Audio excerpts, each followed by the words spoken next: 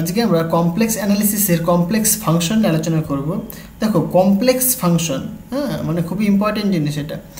Basically আমরা সবাই জানি রিয়েল ফাংশন সম্পর্কে আমরা সবাই জানি। মানে ধরো তোমাকে বললাম F of X comma Y, এটা একটা রিয়েল ফাংশন, মানে এক্স আর ওয়াই কি real value, right?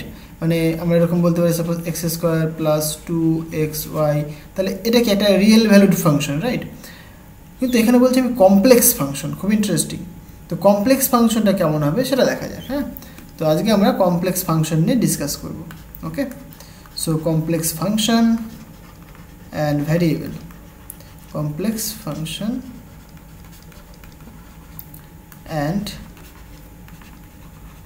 Variable. Okay, so basically দেখো কমপ্লেক্স ফাংশনটা কি এবং কমপ্লেক্স ভ্যারিয়েবলটা কি। সো আমরা সবাই জানি যে কমপ্লেক্স ভ্যারিয়েবল বা যে কমপ্লেক্স নাম্বার সেটা কি হয়, Z equal to X plus iota Y, right? এখানে দেখো, এখানে বেসিক্যালি এক্সটা তো কিন্তু এখানে রিয়েল পার্ট আর ওয়াইটা বেসিক্যালি এখানে ইমাজিনারি পার্ট, রাইট? আর এখানে যে জেডটা বেসিক্যালি এখানে কিন্তু কমপ্লেক্স ভ্যারিয়েবল।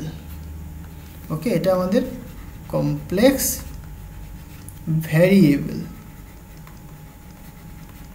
ওকে, তাহলে দেখো মানে অ্যাকচুয়ালি আমি যদি রিয়েল ফাংশনের কথা যদি দেখি, মানে ভাবি, তাহলে কি বলতে পারি আমরা যে এই ফাংশনটা the function of X and Y.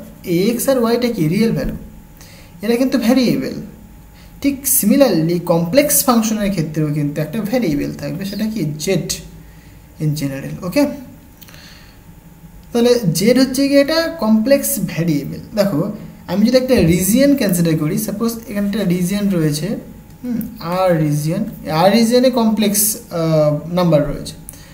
তো সেইখানটাই আমি ধরছি বেসিক্যালি যে একটা কমপ্লেক্স ফাংশন, কমপ্লেক্স নাম্বার তার রুটস রয়েছে, তাই তো? সে আমি বললাম যে ডাব্লুটা বেসিক্যালি আমি রিপ্রেজেন্ট করছি তার ফাংশনটাকে।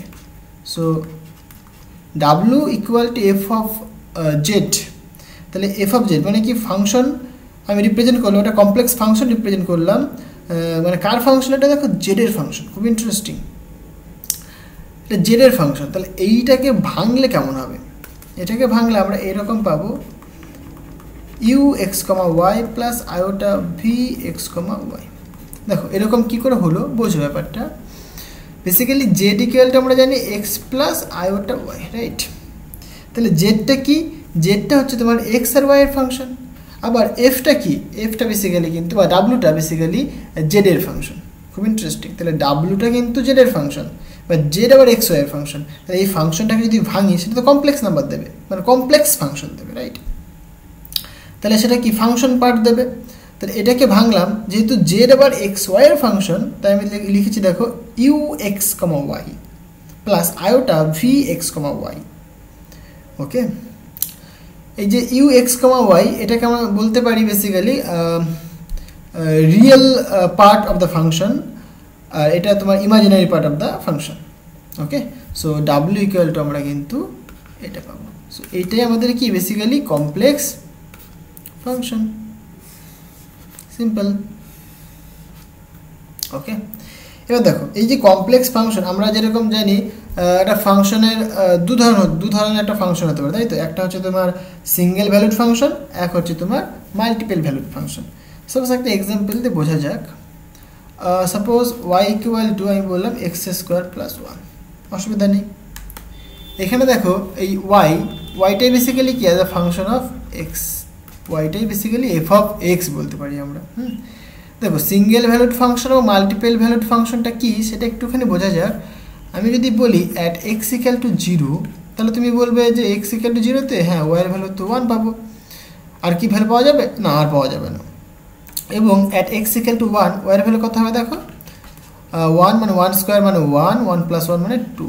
দেখো ইন্টারেস্টিং ব্যাপার, এখানে এক্সের একটা ভ্যালুর জন্য কিন্তু তুমি ওয়াইয়ের কিন্তু একটা পার্টিকুলার ভ্যালু পেয়েছো, মানে ওয়াইয়ের কিন্তু একটা ভ্যালু পেয়েছো, এক্সের একটা পার্টিকুলার ভ্যালুর জন্য ওয়াইয়ের তুমি একটা ভ্যালু পেয়েছো। তাই এই ফাংশনটাকে বলা হবে সিঙ্গেল ভ্যালুড ফাংশন,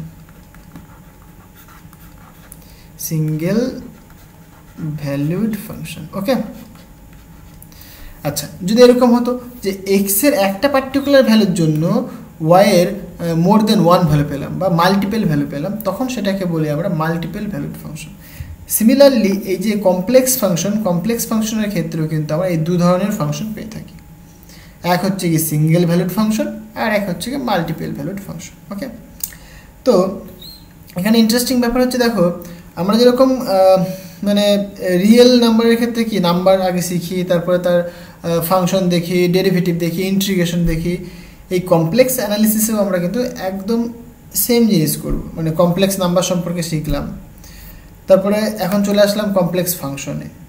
এবার এই কমপ্লেক্স ফাংশনের ডেরিভেটিভ দেখব, তারপরে ইন্টিগ্রেশন দেখব। ওকে, তাহলে কমপ্লেক্স ফাংশনের ডেরিভেটিভ, ইন্টিগ্রেশন এগুলো আমরা দেখব।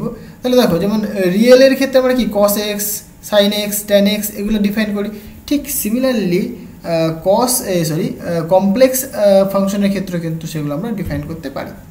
ওকে, তো দেখো, সো আমরা বলতে পারি যে সার্কুলার বা জাস্ট কোসাইন বা sinusoidal form, okay, of complex function, complex number. Okay, সেটা কেমন দেখো, একটুখানি দেখে নাও। দেখো, আমরা বেসিক্যালি যেটা জানি যে এলার্স থিওরাম জানি আমরা। এলার্স থিওরাম কি বলছে,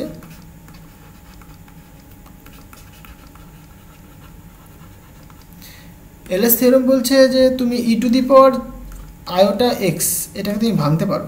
কীভাবে ভাঙতে পারো? কস আর সাইনের term, cos x plus iota sine x. Similarly e to the power of minus iota এক্সকে তুমি লিখতে পারো cos x minus iota sine x, just simple.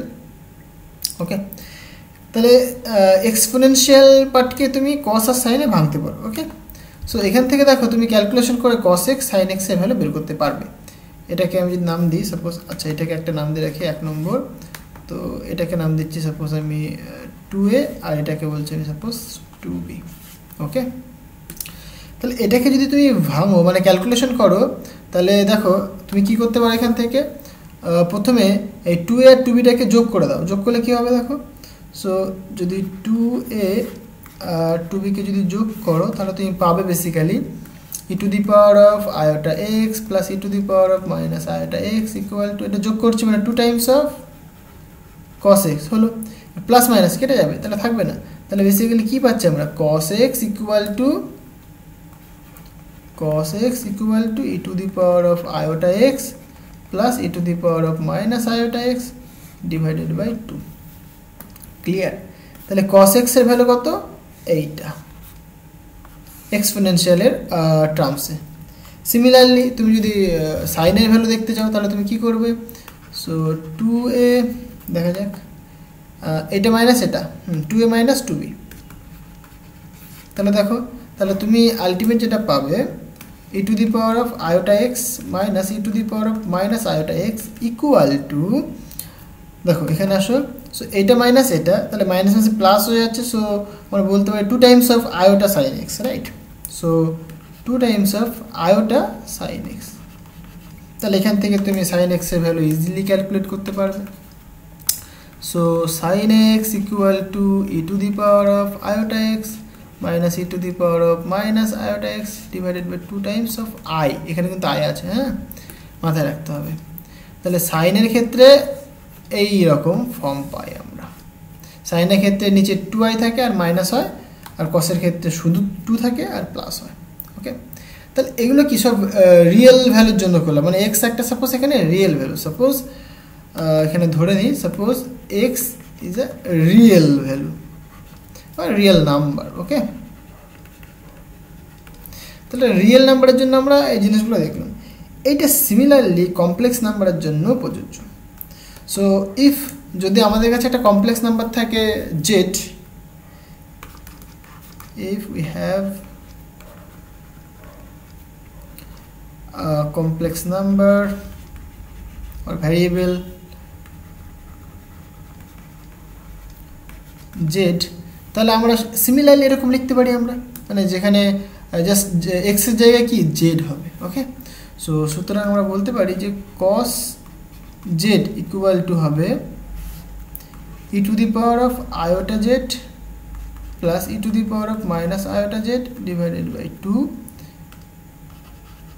and sin x বা sin z লিখতে পারবো আমরা এখানে ইকুয়াল টু মানে sin x x টা কি এখানে রিপ্লেস হবে z দ্বারা সো সেটাকে লিখতে পারবো আমরা দেখো e to the power of iota z minus e to the power of minus iota z divided by 2 times of I ওকে তাহলে আমরা এভাবে লিখতে পারি এখান থেকে আরো যদি তুমি বের করতে চাও তুমি সবই বের করতে পারবে তুমি তো cos sin পেয়ে গেছো মানে তুমি সব এখান থেকে ক্যালকুলেট করতে পারবে কোনো প্রবলেম নেই সাপোজ তোমাকে বলা হলো যে tan z বের করো তুমি কি করবে tan থিটা মানে কি হয় sin থিটা বাই cos থিটা হয় এখানে কি sin z বাই cos z okay sin z এর ভ্যালু তুমি জানো দেখো এই যে এখনই ক্যালকুলেট করলাম এটা তাহলে পুট করে দাও so e to the power of iota z minus e to the power of minus iota z divided by 2 times of I into দেখো cosটা 1 by cos আছে তাহলে কি আমি যদি cos এর ভ্যালু বসাই তাহলে উল্টে যাবে তাহলে আমরা লিখতে পারবো 2 times of 2 divided by e to the power of iota z plus e to the power of minus iota z এটা পাচ্ছি আমরা ওকে তাহলে এখান থেকে ক্যালকুলেশন করলে তুমি tan z equal to লিখতে পারো দেখো এখানে দেখো 2 2 কাটলো তাহলে নিচে একটা i থাকছে তাহলে i টাকে যদি আমি উপরে নিয়ে আসি তাহলে কি হবে মাইনাস iota হবে আর এখানে থাকবে e to the power of iota z minus e to the power of minus iota z divided by e to the power of iota z plus e to the power of minus iota z তাহলে এইটা হচ্ছে তোমার tan z এর value clear তাহলে এইভাবে কিন্তু আমরা trigonometry গুলো দেখতে পারি মানে কমপ্লেক্স নাম্বারের ক্ষেত্রে ওকে আচ্ছা এবার ডেরিভেটিভ দেখা যাক খুব important so derivative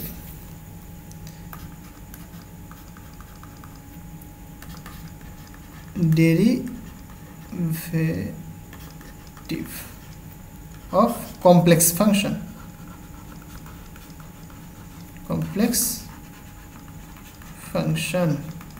okay so দেখো সিম্পল যেমন ডেরিভেটিভ তোমরা পড়েছো ঠিক তেমন ডেরিভেটিভ তাহলে ডেরিভেটিভের জন্য প্রথম যে কন্ডিশনটা হওয়া দরকার অবশ্যই যে কমপ্লেক্স ফাংশনটাকে কিন্তু অবশ্যই সিঙ্গেল ভ্যালুড ফাংশন হতেই হবে তাহলে কমপ্লেক্স যে ফাংশনটা আমি ধরলাম সাপোজ এফ অফ জেড এটাকে কি হতে হবে সিঙ্গেল ভ্যালুড হতে হবে হলো সেকেন্ড কি কন্টিনিউয়াস হতে হবে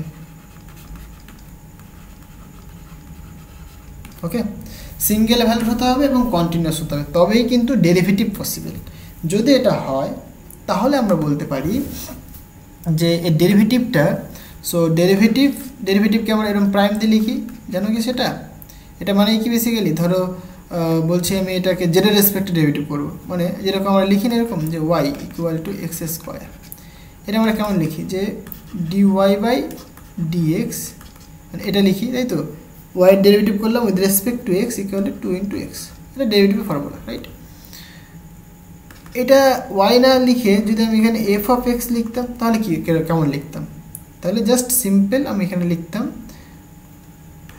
f প্রাইম x এই প্রাইমটা রিপ্রেজেন্ট করছে যে ফার্স্ট অর্ডার ডেরিভেটিভ ওকে যদি ডবল প্রাইম দিই তাহলে second order derivative triple prime দিলে পরে থার্ড অর্ডার ডেরিভেটিভ জিনিসটা আশা করে বুঝতে পারলাম আচ্ছা তাহলে এবার দেখো তাহলে আমি এখানে কমপ্লেক্স ফাংশনের ডেরিভেটিভ করব তাহলে ফার্স্ট অর্ডার ডেরিভেটিভ করলাম তাহলে f prime z equal to দেখো ডেরিভেটিভের যে ডেফিনেশন সেটা বলছে ধরো মানে এই যে ফাংশনটাকে যদি আমি স্লাইডলি মানে জাস্ট একটু চেঞ্জ করি কেমন change limit delta Z tends to 0 দেখো টেন্স টু 0 ইকুয়াল টু 0 নয় কিন্তু মানে ডেল্টা জেড এর ভ্যালুটা খুবই ক্ষুদ্র এতটা ক্ষুদ্র মানে তুমি যতটা কল্পনা করবে তার থেকেও ক্ষুদ্র বা তার থেকেও ছোট এতটা ক্ষুদ্র সেটা কত হয় দেখো f of z plus delta Z minus f of Z divided by কার রেসপেক্টে হচ্ছে জেড এর রেসপেক্টে তাহলে মানে বেসিক্যালি ছিল কত Z plus delta Z minus Z হবে ক্লিয়ার মানে যে দুটো ফাংশনে চেঞ্জ, মানে একটা ফাংশনটা স্লাইডলি চেঞ্জ হয়েছে, কতখানি চেঞ্জ হয়েছে, ডেল্টা জেড পরিমাণে আমি চেঞ্জ করিয়েছি। আর একটা ফাংশন এফ অফ জেডই রয়েছে, তাহলে তাদের মধ্যে ডিফারেন্সটা মানে চেঞ্জ, আমি চেঞ্জ দেখতে চাইছি। ডেরিভেটিভ মানে বেসিক্যালি চেঞ্জ, কারোর রেসপেক্টে কারোর চেঞ্জ। তাহলে এই যে এখানে ফাংশনটা চেঞ্জ দেখবো আমি এই ভ্যারিয়েবলের রেসপেক্টে।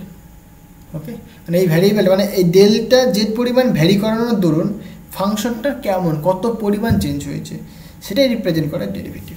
তাহলে এখান থেকে তুমি বলতে পারো, so F prime Z equal to limit delta Z tends to 0, এখানে থাকবে F of Z plus delta Z minus F of Z divided by delta Z. জিনিসটা বুঝতে পারলাম? তাহলে এই হচ্ছে তোমার derivative of a complex function.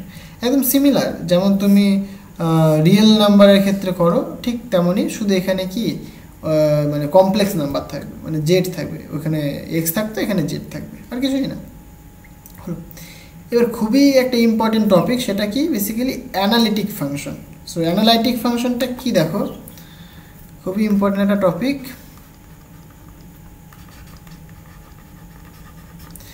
Analytic function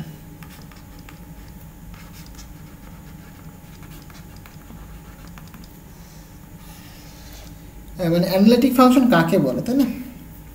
মানে ধরো জাস্ট সিম্পল ওয়েতে বোঝো, একটা রিজিয়ন রয়েছে, রাইট?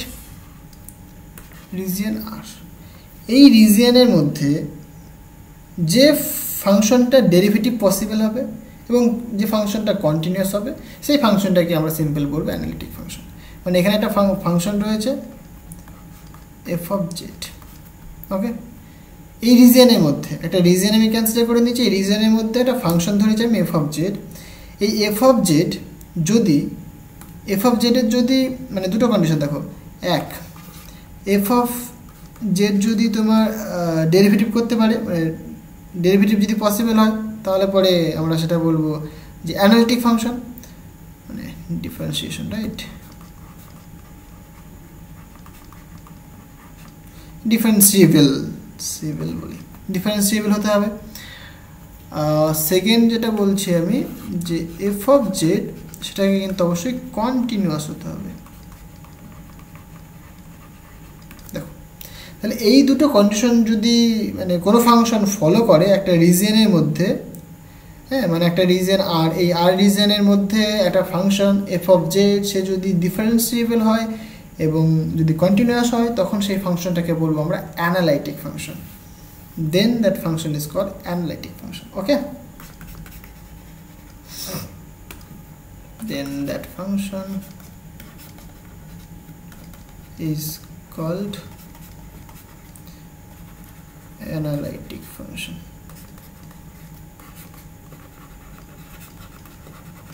আশা করি জিনিসটা বুঝতে পারলাম। আচ্ছা, এবার দেখো, এরকম হতে পারে যে এই যে ফাংশনটা, এই ফাংশনটা মানে ডিফারেন্সিয়েবল নয়। একটা point at x z is equal to something, যে পয়েন্টে ফাংশনটা ডিফারেন্সিয়েবল, সাপোজ এখানে একটা আমি পয়েন্ট কনসিডার করছি, at z is equal to suppose z zero. এই যে z equal to z zero, suppose এই z equal to z zero পয়েন্টে ফাংশনটা ডিফারেন্সিয়েবল নয়, তখন আমরা বলতে পারি যে এই পয়েন্টে বেসিক্যালি কি সিঙ্গুলারিটি রয়েছে, মানে ফাংশনটা অ্যানালিটিক নয়। এই পয়েন্টে Z is equal to z zero, এই পয়েন্টটাতে ফাংশনটা অ্যানালিটিক নয়, মানে সেখানে তার সিঙ্গুলারিটি রয়েছে। ওকে, জিনিসটা কি বলতে পারলাম? মানে যে পয়েন্টটাতে ফাংশনটা ডিফারেন্সিয়েবল পসিবল নয়, মানে সেই ফাংশনটা কি বেসিক্যালি ওই পয়েন্টে অ্যানালিটিক ফাংশন নয়, তখন আমরা বলতে পারি যে সেই পয়েন্টটা তার মানে কি সিঙ্গুলারিটির পয়েন্ট। তাহলে এই পয়েন্টটাকে আমরা তখন বলতে পারবো কি সিঙ্গুলারিটি।